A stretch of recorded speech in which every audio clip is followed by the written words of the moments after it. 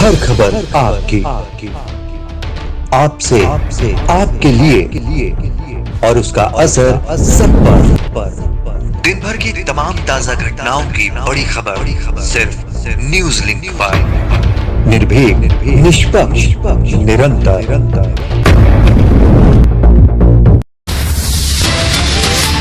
नमस्कार, news link में आपका स्वागत है और मैं हूं रितु। आइए नजर डालते हैं दिन भर की बड़ी खबरों पर। प्रधानमंत्री नरेंद्र मोदी ने आज बेंगलुरु स्थित हिंदुस्तान एयरोनॉटिक्स लिमिटेड का किया दौरा। लड़ाकू विमान तेजस में भरी उड़ान। प्रधानमंत्री ने कहा, हम आत्मनिर्भरता के क्षेत्र में विश्व में किसी से कम नहीं। भारतीय वायु सेवा, DRDO और HAL के साथ ही समस्त भारतीय वासियों को दी हार्दिक शुभकामनाएं।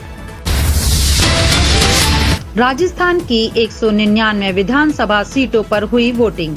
शाम 4 बजे तक 55% वोटिंग। राजस्थान के राज्यपाल कलराज मिश्र, अशोक गहलोत, सचिन पायलट, वसुंधरा राजे सिंधिया समेत दिग्गजों ने किया मताधिकार का प्रयोग। निर्वाचन आयोग के पुख्ता इंतजामों के बीच राज्य में हुआ शांतिपूर्ण निष्पक्ष मतदान। राजस्थान की 200 विधानसभा सीटों में से 199 पर मतदान शाम 6 बजे हुआ संपन्न। इसके बाद भी कई मतदान केंद्रों में मतदाताओं की दिखी लंबी कतारें। शाम 5 बजे तक 68.24% हुई वोटिंग। राजस्थान की बम्पर वोटिंग में 199 सीटों पर 1875 उम्मीदवार की किस्मत EVM में कैद। 5 करोड़ से ज्यादा वोटरों ने किया मतदान। राजस्थान में मतदान के दिन विवाद की खबरें भी आई सामने। धौलपुर के बाड़ी विधानसभा क्षेत्र के रजई में और अब्दुलपुर गांव में फर्जी मतदान को लेकर 2 पक्षों में झड़प की खबर। बाड़ी में हुई फायरिंग, वहीं फतेहपुर शेखावटी में 2 गुट आपस में भिड़ने की खबर। पुलिस ने मोर्चा संभाल किया शांतिपूर्ण माहौल। तेलंगाना विधानसभा चुनाव के लिए तेज हुआ चुनाव प्रचार। कामारेड्डी में प्रधानमंत्री मोदी, कोल्हापुर में गृह मंत्री अमित शाह, कुमुराम भीम, आसिफाबाद में UP CM योगी आदित्यनाथ ने भरी हुंकार, तो राहुल गांधी ने निजामाबाद में की रैली। उत्तरकाशी के सिलक्यारा की सुरंग में फंसे 41 श्रमिकों की जिंदगी बचाने की जंग युद्ध स्तर पर जारी। बेंगलुरु में से मंगाया गया plasma cutter. CM Pushkar Singh Dhami ने कहा, सभी विकल्पों पर हो रहा है विचार। श्रमिकों के सुरंग से बाहर आने का इंतजार अभी बढ़ा। कल रविवार से मैनुअली होगी ड्रिलिंग। मलबे से बरमेत का 25 मीटर हिस्सा निकालना है बाकी। NDMA के सदस्य लेफ्टिनेंट जनरल सैयद अता हसनैन सेवानिवृत्त ने कहा कि मुझे लगता है कि हर किसी का ध्यान इस पर है कि यह ऑपरेशन कब खत्म होगा, लेकिन आपको यह देखने की जरूरत है कि यह ऑपरेशन और भी जटिल होता जा रहा है। हमने आपको कभी समय रेखा नहीं दी है।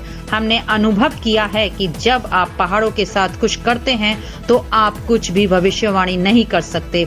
यह बिल्कुल युद्ध जैसी स्थिति है।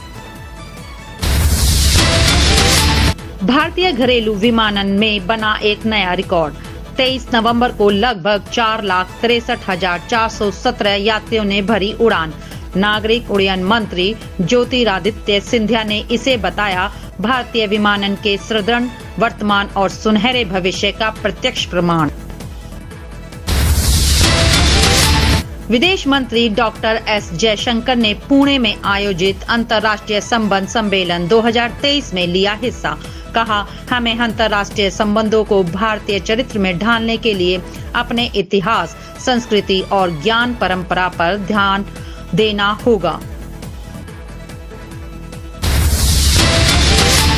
पत्रकार सौम्या विश्वनाथन हत्याकांड में दोषियों को मिली उम्र कैद। दिल्ली की एक अदालत पत्रकार सौम्या विश्वनाथन की हत्या के लिए दोषी ठहराए गए दोषियों की सजा का किया ऐलान। 4 दोषियों को जुर्माने के साथ सुनाई गई उम्र कैद की सजा। शुक्रवार को दोषियों की सजा पर बहस पूरी होने के बाद अदालत ने अपना फैसला 25 नवंबर के लिए रखा था सुरक्षित।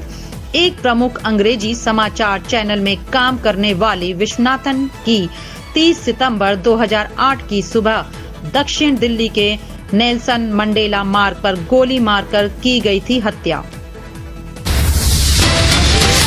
चीन में बढ़ती बीमारी को लेकर WHO का अलर्ट। चीन में विशेषकर बच्चों में माइकोप्लाज्मा, निमोनिया और इन्फ्लुएंजा फ्लू के मामलों में वृद्धि के मद्देनजर केंद्रीय स्वास्थ्य मंत्री मनसुख मंडाविया ने शनिवार को कहा, सरकार स्थिति पर नजर रख रही है और बचाव के लिए उठाए जा रहे हैं सभी आवश्यक कदम।